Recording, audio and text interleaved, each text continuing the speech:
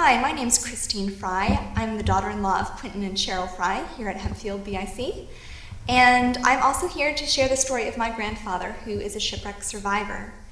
My grandfather, whose name is Robert Bell, was 11 years old in 1942, and he and his mother and sister were serving as missionaries in the Ivory Coast.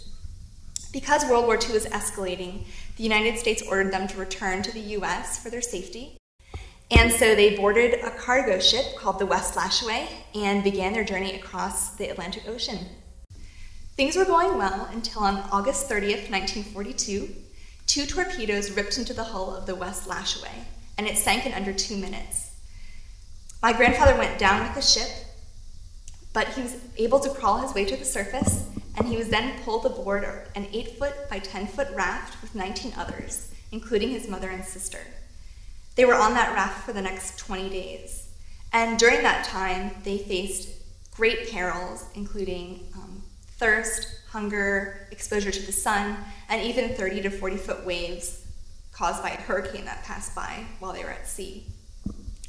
Eventually, on September 18th of 1942, again 20 days later, they were finally rescued by a cargo ship that was passing by.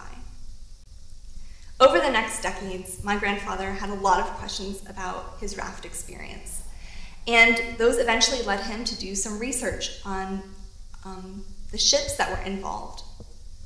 And he happened to come across the names and contact information of 2 of the German men who were on the submarine that sank his ship.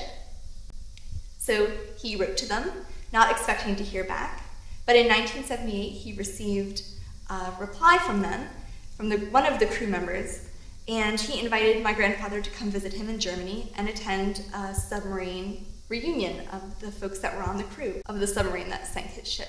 My grandfather went over to Germany to visit them in 1981, and that was followed by visits from them to us in the US, and we also went to visit them in Germany. And over the years, I became pen pals with the granddaughter of the radio operator of the submarine. Her name was Julianne Wiefel, and we got to be great friends.